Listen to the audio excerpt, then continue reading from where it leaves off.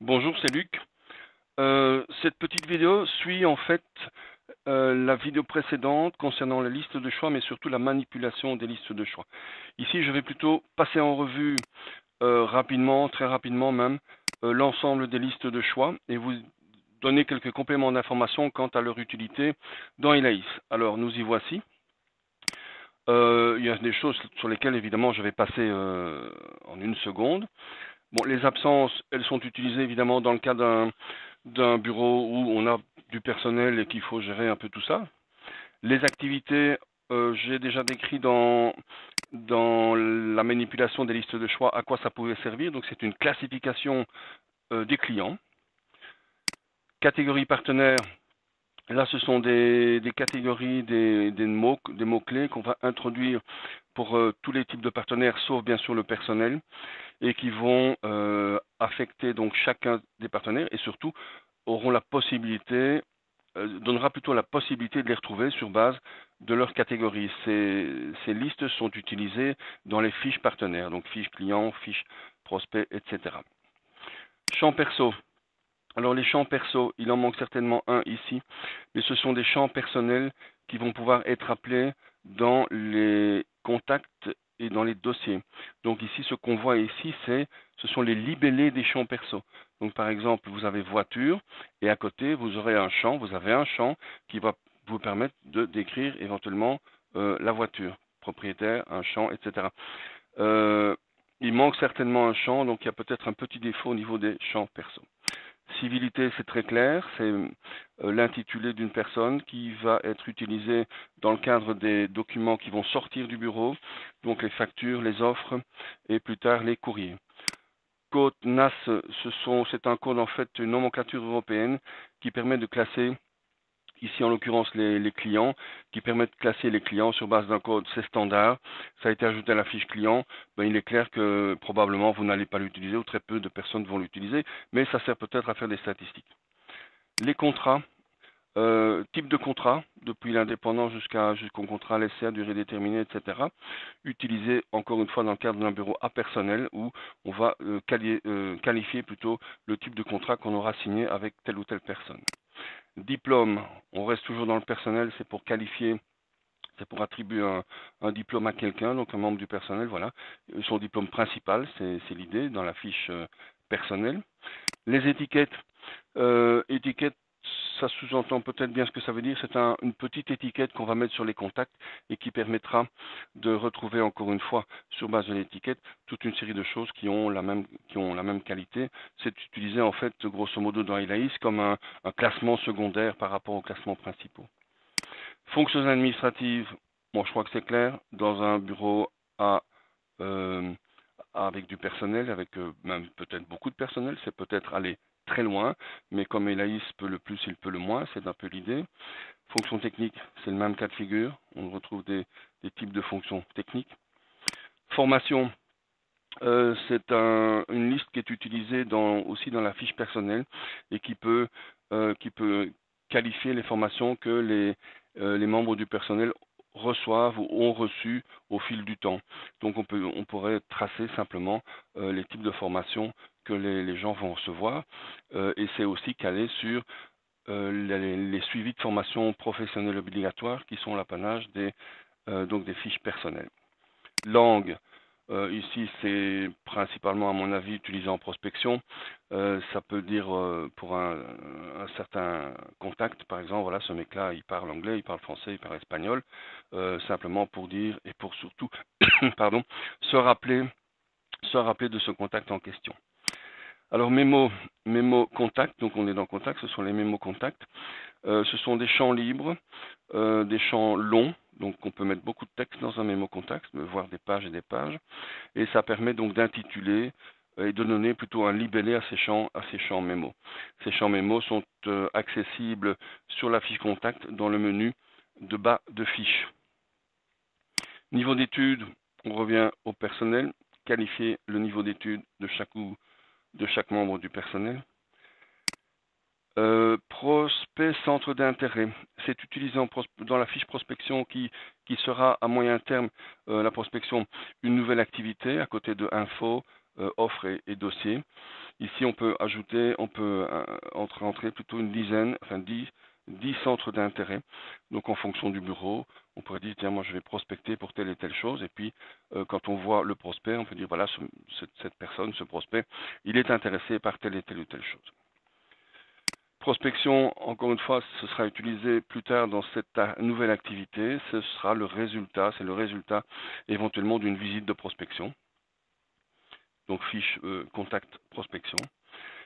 Qualification. Qualification est principalement utilisée pour un type de partenaire qui n'est pas encore ouvert aujourd'hui, qui sont les consultants. Donc pour un membre du personnel, enfin pas spécialement un membre du personnel, un contact qui a la qualité de consultant. Imaginons le bureau qui fait appel régulièrement à telle ou telle personne. Ce n'est pas un membre du personnel, ce n'est pas un sous-traitant, pardon, c'est un consultant. Et là, on lui affecte telle ou telle qualification et ça permet évidemment de retrouver éventuellement toutes les personnes, tous les contacts, tous les consultants qui auraient la même qualification. Répertoire téléphonique, c'est quelque chose qui vient de très loin et qui permet d'envoyer, entre guillemets, d'envoyer un contact vers un répertoire téléphonique particulier. L'idée est qu'on pourrait avoir, on ne pourrait pas avoir plutôt accès à Elaïs et on pourrait imprimer des listes de répertoires qui sont classés par grands groupes, en l'occurrence ici, les répertoires, les contacts plutôt Belgique, les contacts Outre-mer, les contacts bureau d'études, etc. C'est un classement qui est accessible au niveau de la fiche contact dans les classifications.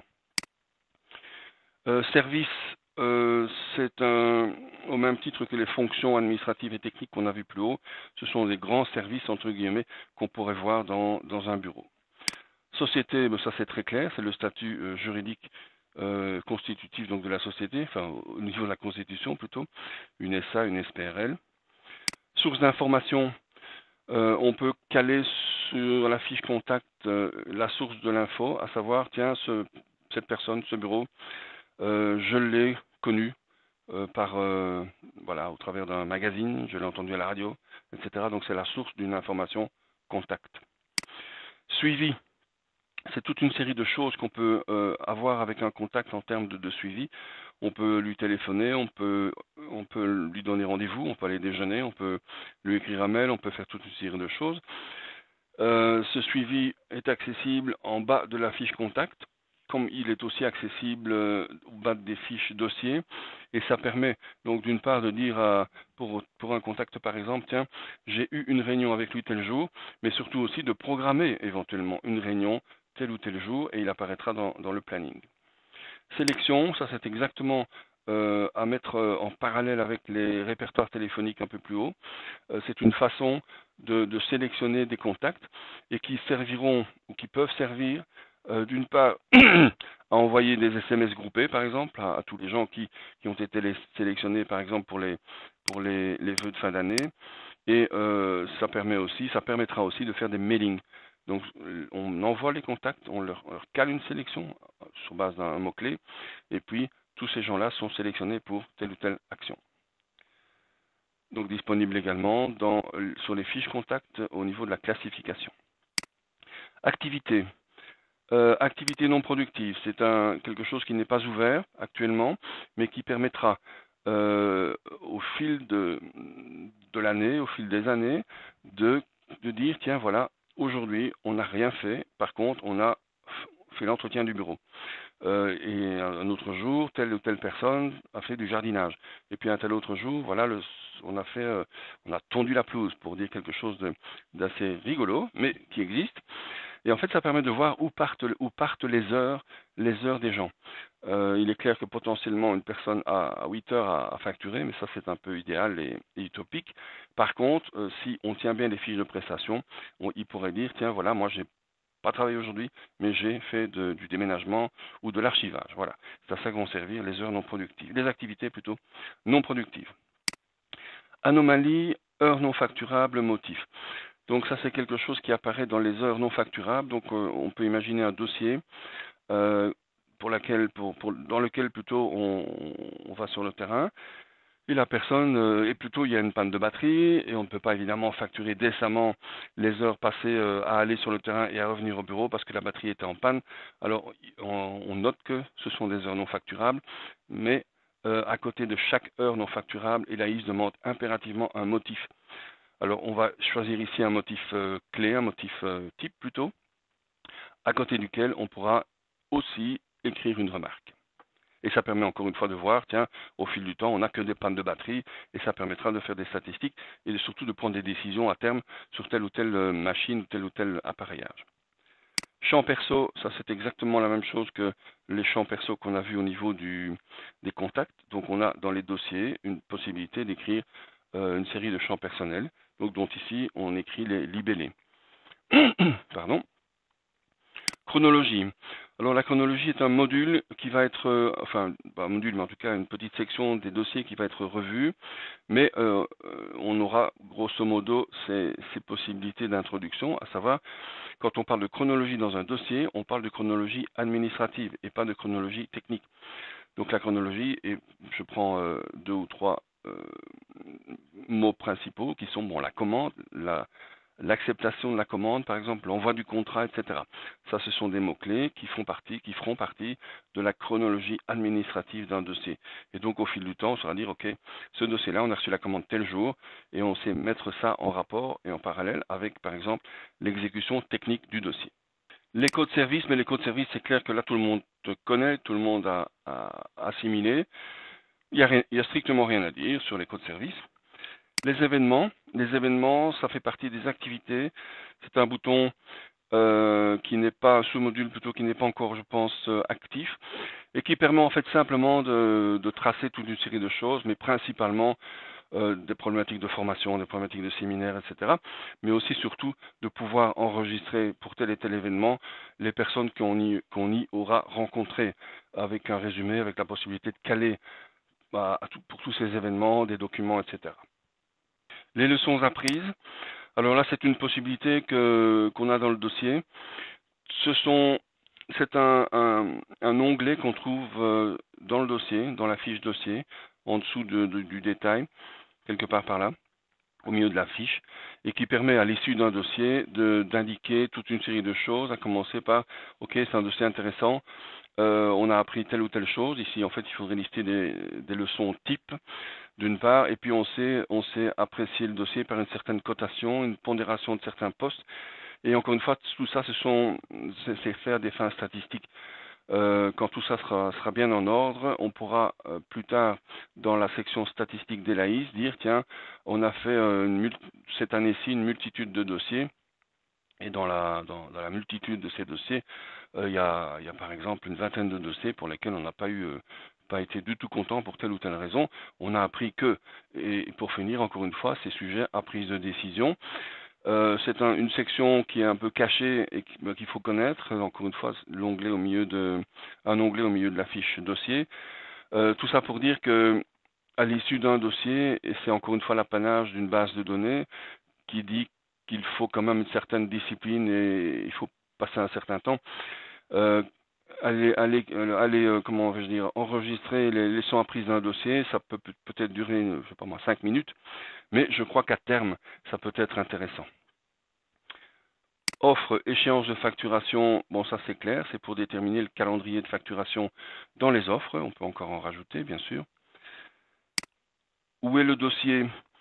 Alors où est le dossier? C'est quelque chose qui peut être rempli, en fait qui est rempli d'abord sur la fiche dossier. Sur la fiche dossier, dans la partie encore une fois classification, on a la possibilité d'accéder à cette liste déroulante qui dit tiens le dossier il est où.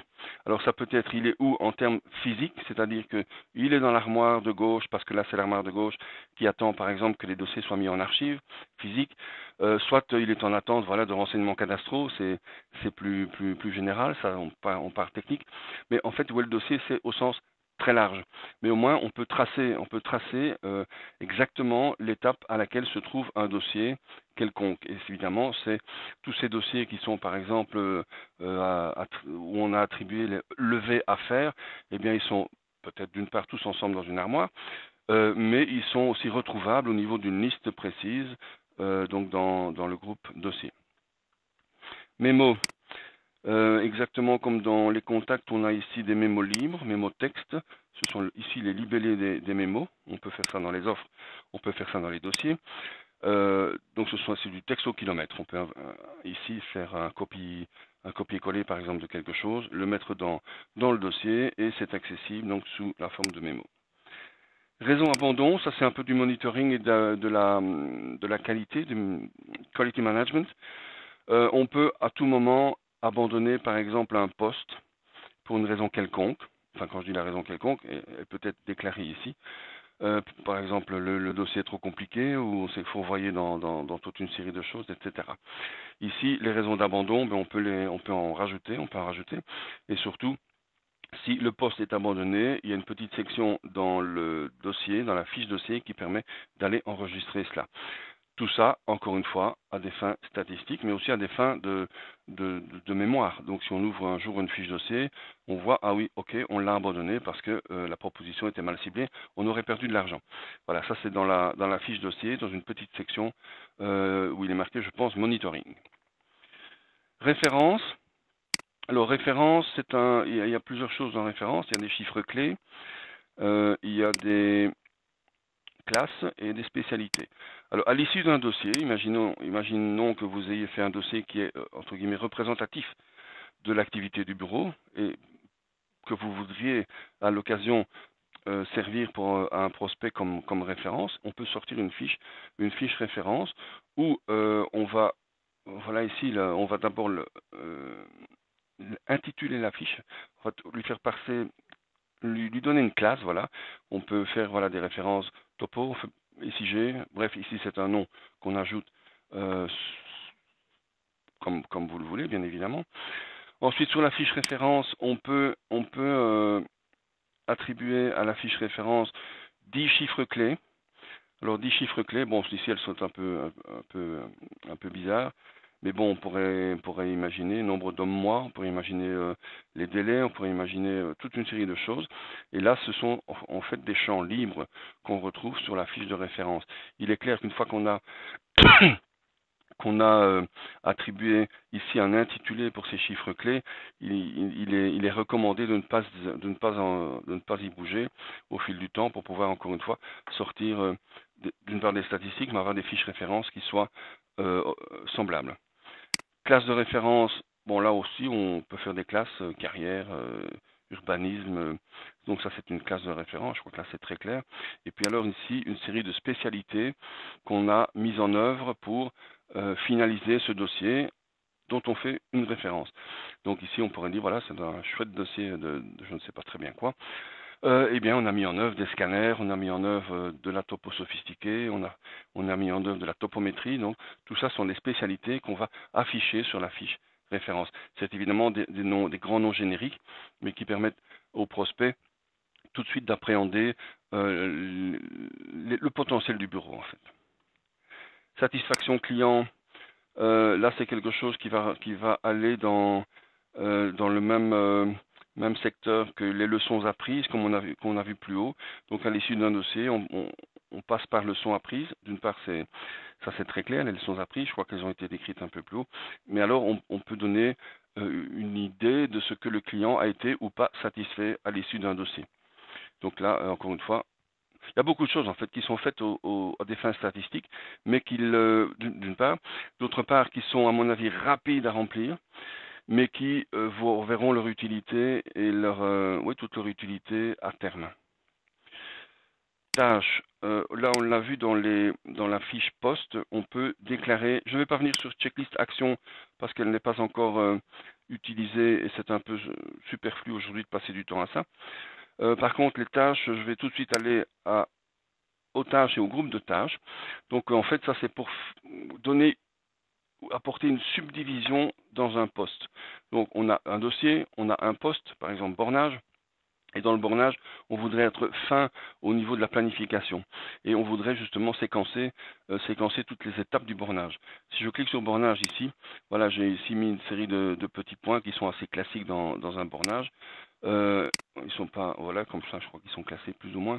Non, même pas. Nous avons éventuellement une prise de contact, puis il y a un mesurage, puis il y a les documents, etc. quel que soit le grand type d'activité, donc ici par exemple de code, là on rejoint plus ou moins le code service, on peut prendre des tâches ou déclarer plutôt différentes étapes pour ces groupes de tâches. Voilà, je crois que c'est assez clair. Si on prend un permis d'urbanisation, on a du cadastre, on a du levé, on a un plan 3D, on a plein de choses. Et alors les tâches, dans un stade ultérieur des LAIS, elles sont déjà en fait. On a déjà la possibilité de dire, tiens, le bornage, c'est toi qui t'en occupes. Contacter les voisins, ça c'est mon problème, etc. Donc affecter pour chaque tâche une personne, un calendrier prévisionnel, etc. Mais là, on arrive dans ce que j'appelle de l'analytique dossier. Là, il faut, à mon avis, connaître LAIS et utiliser LAIS depuis un certain temps que pour aller plus loin. Alors, nous avons communication. Là, je ne vais pas trop m'appesantir sur la communication. En fait, il n'y en a qu'un, donc ça va aller vite. Donc, on a la possibilité, LAIS a la possibilité d'envoyer des SMS. Ici, c'est simplement toute une série de petites choses qui pourront...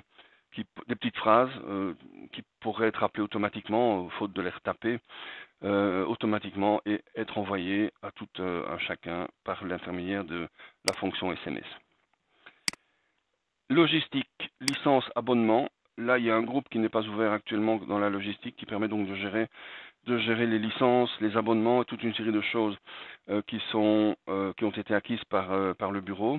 Alors, qui n'a pas perdu un mot de passe concernant un abonnement ou une licence, qui n'a pas perdu un numéro de série, qui n'a pas perdu la trace du site sur lequel on a été chercher ceci ou cela. C'est un groupe logistique qui permettra donc de tracer un peu tout ça. Le matériel, ça c'est plus clair, il va être à mon avis utilisable assez rapidement. Ces groupes permettent de gérer en fait l'ensemble du matériel qui est utilisé par le bureau. Alors on peut, comme à l'instar d'autres listes de choix, déclarer plutôt des classes, des marques et des types. Alors je vais aller tout de suite à quelque chose qui nous parle, comme la topographie par exemple. Voilà, j'ai ici topographie, j'ai des marques de topo, enfin de matériel topo, et j'ai des types de matériel. Voilà, ça c'est utilisé dans la fiche matériel pour tracer toute une série de choses, y compris à commencer plutôt par le prix, le coût de revient, le prix de revient de tel ou tel type de matériel. Ça permet de tracer, de lister plutôt l'ensemble du matériel qui est encore en cours dans le bureau. Ça permettra pardon, de passer à la facturation d'un matériel qui est obsolète ou qui fait double emploi, en tout cas qu'on revend. Et ça permet en définitive d'élaborer le tableau d'amortissement de tout le matériel qui est au bureau. On peut inventer évidemment autant de classes qu'on veut. S'il y en a beaucoup, il y a même des classes bien sûr un peu rigolotes entre guillemets. Mais par contre, on retrouve facilement de la topo, on peut retrouver du camping, pourquoi pas, on peut retrouver de la bathymétrie, du bureau, on peut trouver toute l'informatique, bien sûr, du mobilier. En fait, et c'est l'idée, c'est qu'on introduit là-dedans vraiment, véritablement, tout ce qu'on achète pour le bureau en termes de matériel. Je ne parle pas de consommable, évidemment, je parle de matériel. Et ça permet encore une fois de pouvoir lister en un clic l'ensemble de ce qu'on a acquis, l'ensemble des prix d'achat, l'ensemble des valeurs résiduelles de tout le matériel. C'est assez intéressant.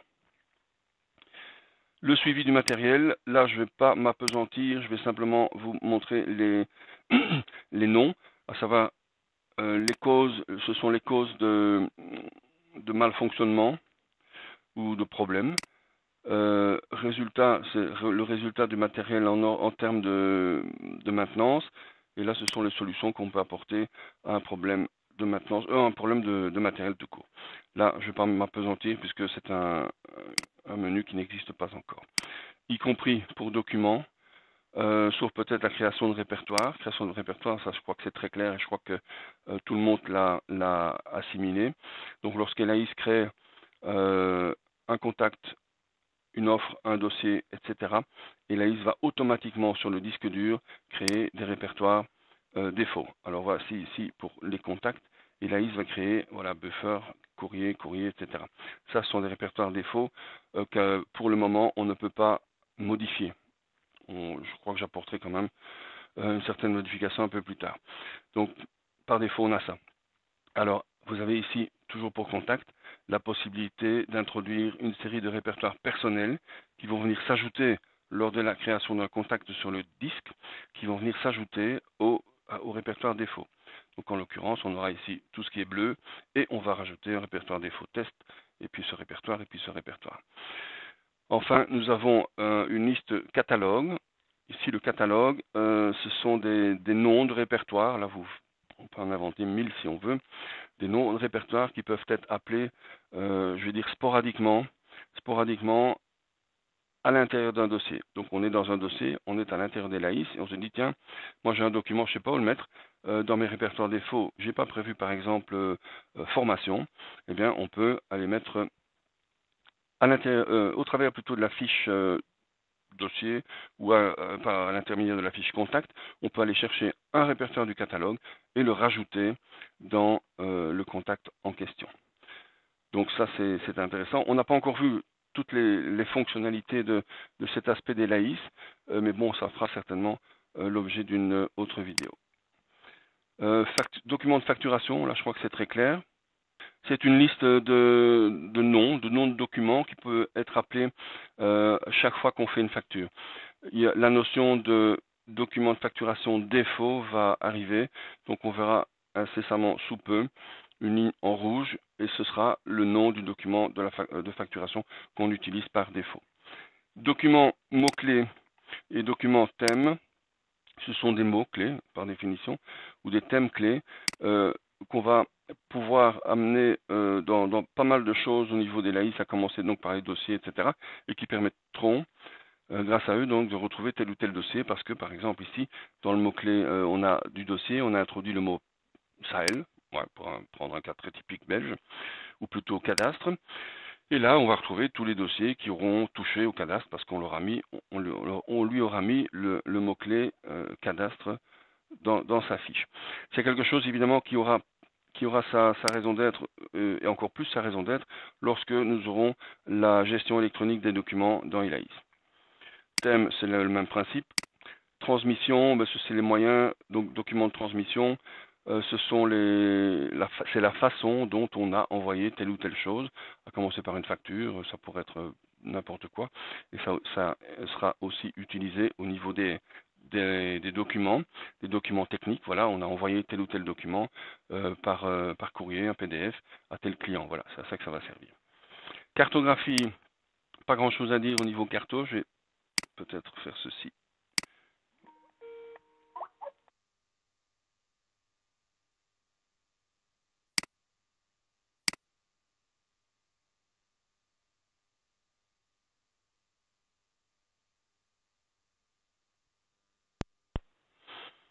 Je disais donc, je crois qu'on a été coupé.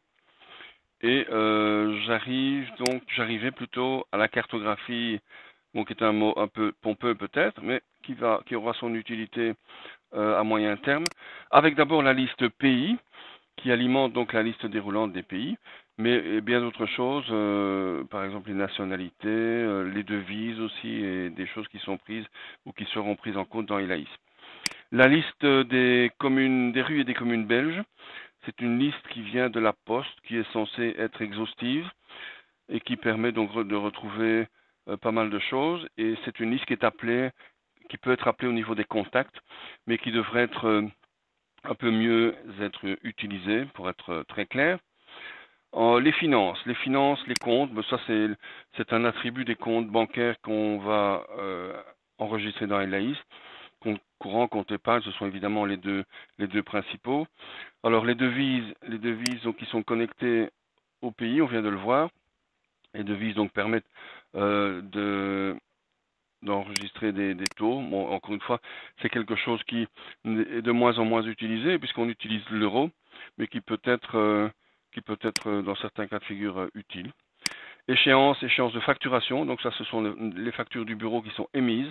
C'est ici qu'on va venir chercher les échéances qui vont être donc indiquées sur les factures. L'escompte, c'est quelque chose qui est de moins en moins, pas tellement utilisé, donc un escompte ça veut dire une réduction. c'est pas vraiment une réduction en fait, mais disons oui, une déduction en fait sur la facture qu'on peut mettre. Par exemple, on peut dire sur la facture, on fait un escompte de 2% si vous payez dans les 5 jours. C'est une façon de régler, en tout cas d'éviter du crédit et du crédit de caisse par exemple. Les indices, au même titre que les devises, quoique les indices sont plus intéressants que les devises dans Elaïs.